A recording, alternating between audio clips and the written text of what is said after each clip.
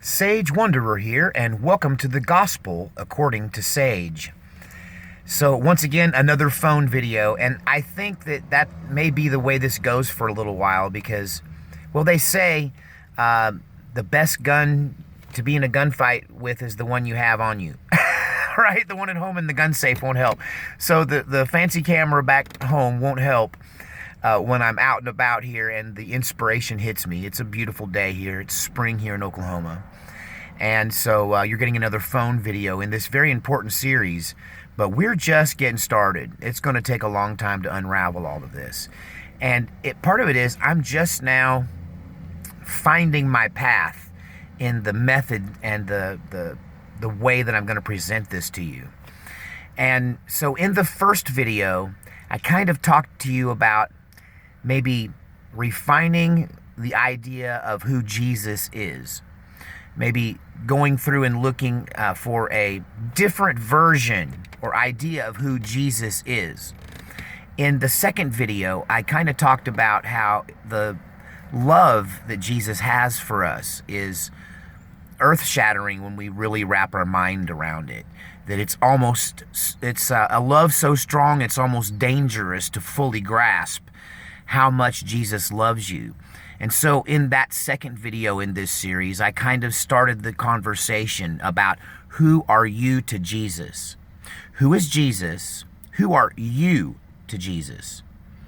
These are questions that a lot of the traditional Christian outlooks don't really discuss. We go on and on and on about who Jesus is to me, what Jesus means to me, what Jesus did for me. Jesus died for me. But why did Jesus die for me? Well, for God so loved the world. Why did he love us? And what does that mean? I mean, really, they just kind of skipped past all of that, right? But the bottom line is, who you are to him is very, very important. And then in this third video, I would like to discuss in brief, just kind of open the discussion and discover who are you in the universe. So who is Jesus? Who are you to Jesus, or what do you mean to Jesus? And who are you in the universe? Now, if you just get one of those things and not the other, you're setting yourself up for disaster. And maybe as I try to find a safe way to disseminate this truth to you in a way that it won't turn your world upside down too much, I don't think anyone's going to hear this and be unaffected by it, honestly. This three-pronged approach to my search, my quest in life.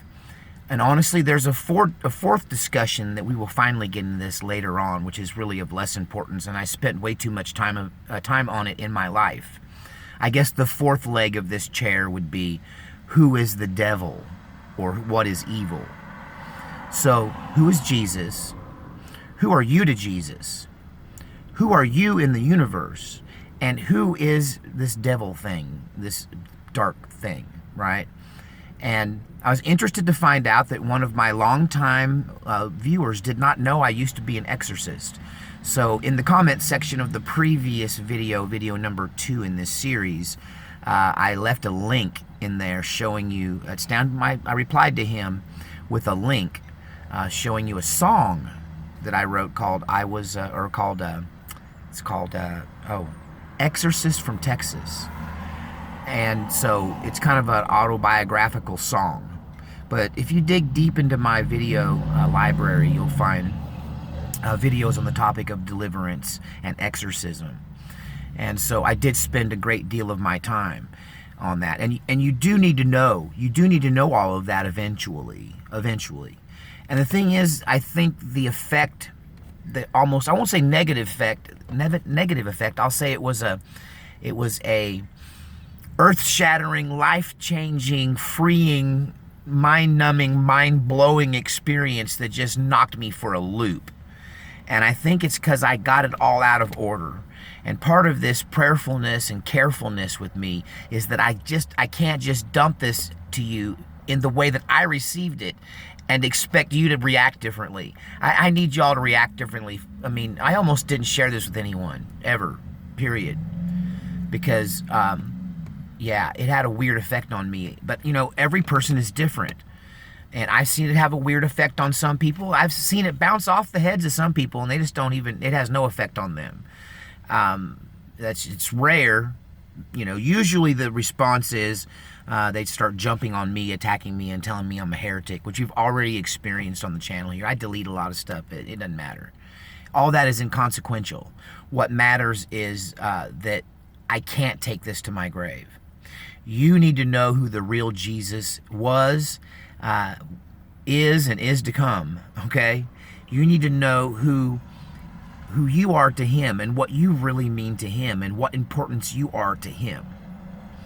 And then you need to know who you are in the universe, what it means to be you, what power do you have and don't have, what can you do and can't you do, what is permissible and what is not permissible. And I got a friend that just repeatedly talks about what a worm he is. He's a Christian, and he's an Armenian Christian, so he's one of these people that believes he's only saved by the power of his own ability to avoid sin, and that grace is just for that split second when you sin and until you realize it, and then you ask for forgiveness, and then you're back on this tightrope.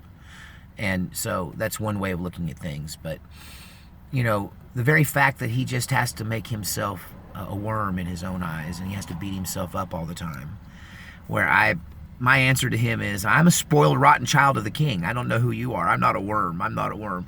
The old dead me is a worm. The new live me in Christ, the new enlightened me, the new in line with and in the Jesus camp version of me is not a worm. I'm royalty. I'm joint heirs.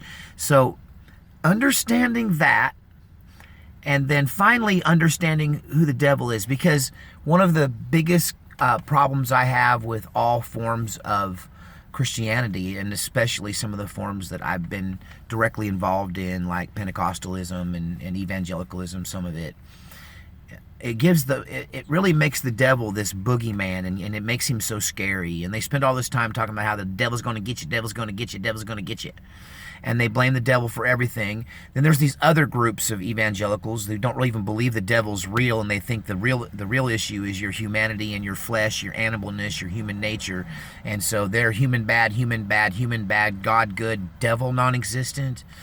And honestly, you got to understand your place in the universe, and you have to understand the devil's place in the universe.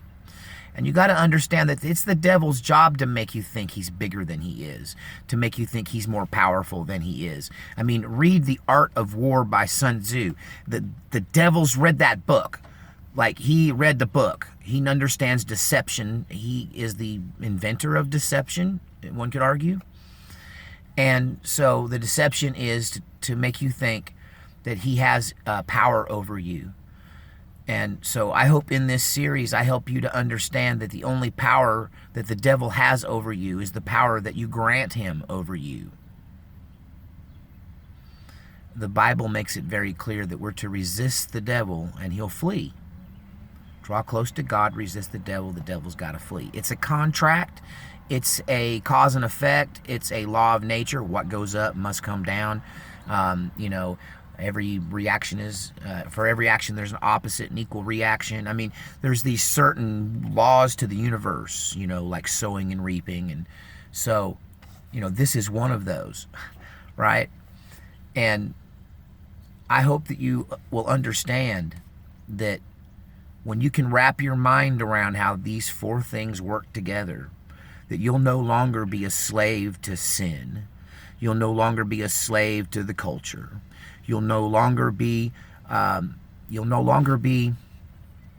worried about what your peers think.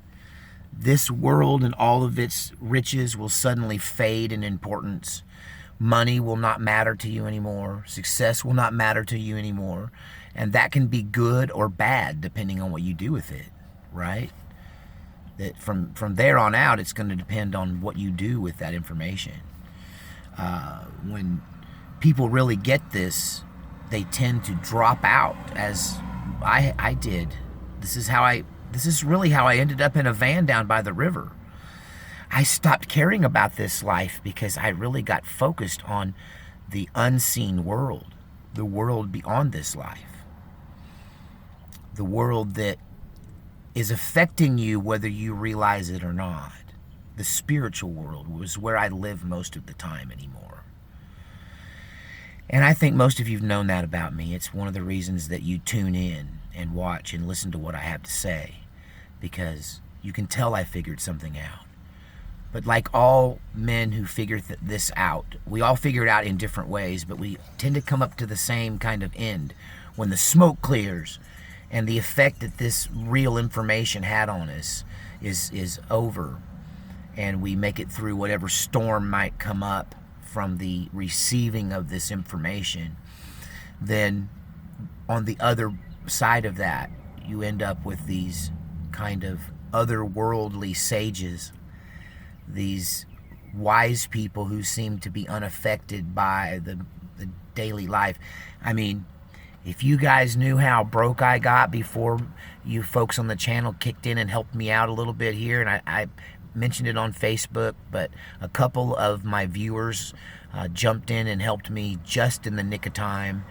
I had $100 bill left and no way of making any bills, getting any bills paid or anything. Now, I got stuff I can sell, so it's not as bad as it seems. Like, you know, that's one of the benefits of the 2 is 1 and none is 2 is 1 and 1 is none routine, is that you tend to have some redundancy, but nobody wants to sell their stuff and start over, right?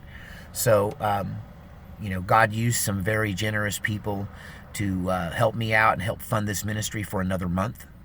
So I got some breathing room.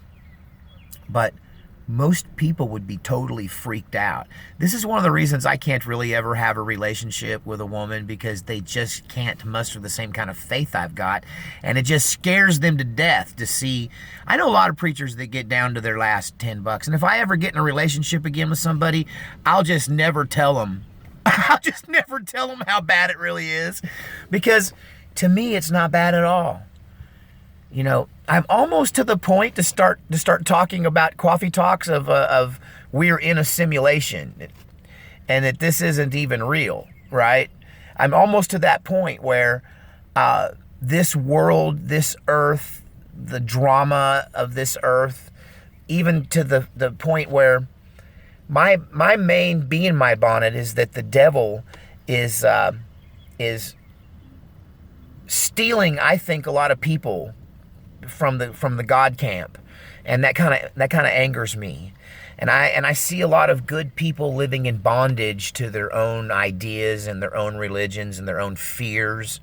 And I also see a lot of people using those fears to scare people into supporting their lifestyles.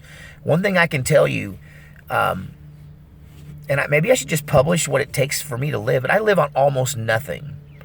And I have no habits that, now that I don't even drink anymore, I mean, it's hard for me. I can only spend money on clothes, and even then I'm cheap. Just, these glasses come from the dollar store. They're all broken. You saw how janky my phone got before, you know, I threw out the lifeline and asked for some help to get a phone. And, you know, one of my viewers kicked in with a beautiful gift and allowed me to retool with this awesome camera equipment. But here I am using the phone again, and it's convenient, right? But that should scare people that need more security than that. But the bottom line is, either you trust God or you don't. You know, it's one of my biggest disappointments in the church concerning this recent health crisis, is there wasn't enough voices saying, forget not coming to church. If they won't let us gather together all the time, then the church is now open. Make an appointment. I'll get to see people one-on-one, 12 hours a day. So I'll see 12 people a day, 7 days a week. That's 96 people. I'll see 96 people a week, one-on-one. Or maybe I'll even break that down into half-hour segments, however long it takes to make sure everybody gets ministered to. And instead of relying on the science? Why don't we rely on the Bible that says we can tread on scorpions and snakes and drink poison and it won't hurt us? That we can lay on hands on the sick and they'll recover. Right? I mean, you guys get to watch me trust God for my next meal all the time. And I don't really make a big deal about it, but maybe I should start. Maybe I should start making a big deal out of it. That I just don't worry. I just don't. God's taken care of me so many times, over and over and over again. And so when you understand that the stuff that most people spend their lives toiling over is meaningless, and that what really matters is that you're this transcendent being that it existed in a well of souls before time, and God has known you since before you were born, and you've come into this life to live this experience, and you're going to get from it what you're going to get from it, and then on the other side there's something else and something more. And that matters more than the car you drive, or the clothes you wear, or the food you eat, or the house you live in, or your place in society, or how people think of you, or how pretty your wife is, or how gorgeous your lawn is, or how well kept your children are. I mean, really, people. Either you believe this stuff or you don't. There's too many halfway Christians out there who say they believe in this stuff, and then they go about living their lives as though they don't believe in this stuff. I mean, put your money where your mouth is. If you're going to go to church on Sunday and shout hallelujah, then you better be ready when the storm comes to stand out in the rain and go, okay, God, I'm looking for you and your protection. I rebuke this storm. I come against this rain. I mean, you know, this is all figurative, of course. I have to point that out. I don't want y'all thinking I'm in a cocoon or a body snatcher pod, or that I'm actually literally standing out in the rain cursing the storm. Although I've done that. It works. It works if you work it. We're going to talk about in future videos, as we unveil these related truths, that there's power in this concept. And it's one of the reasons you've tuned in, you've sensed the power I have. It's one of the reasons I worked as an exorcist, because I understood who I was in the universe, and I understood who that devil was in the universe. And it's like being a cop and having a gun, and there's a bunch of little thugs and punks around, but they don't try you because you got a gun, and they know you have the authority and the power from the gun and the badge. And when you know who you are, you get a gun and a badge, and these demons are just like little punks, and they don't do anything but hide from you. They're scared to death of you. You're wearing body armor. You're armed to the teeth, right? And it kind of puts you in the catbird seat when you know who you are and who they are. I mean, demons really are just the trash of the universe. They really are they're just the scum of the universe. Really, I hate demons so much. You know, what I hate most about demons is that they're so good at convincing people they're powerful, and they're so good at scaring people, and they're so good at enslaving people, and they're so good at deceiving people. And honestly, if I wanted to really get into the warrior mode, I'd just go around casting out devils all the time. But there's a problem with that. There's a real problem with that. Because the Bible teaches us, and Jesus taught us this, and it's evidenced in his ministry, that if you go out and cast the devils out of somebody and clean up their soul and run off the enemy and defeat the deception through your own authority, without first and through the process educating these people to get their own gun and their own badge so they can police their own spirit, right? If you don't do that, it's called discipleship. There's an old saying, deliverance without discipleship is disaster. And so, because the devil just comes back and brings more of his friends. So this is serious business. This is the difference between living a triumphant life and living a life of fear and despair. And I live a triumphant life. And to many people, it doesn't look triumphant because you're putting your faith in other things. Putting your faith in earthly things. And you don't understand. I'm a spoiled, rotten child of the King, and you can be too. There's some responsibility with that, but there's also a lot of power and authority that comes with it. And most of you are going around without knowing who you are. You don't know what you mean to Jesus. You don't know where you are, who you are in the universe. You don't really know who Jesus is, and you're afraid of the devil, and you shouldn't be. We'll talk to you next time on The Gospel According to Sage.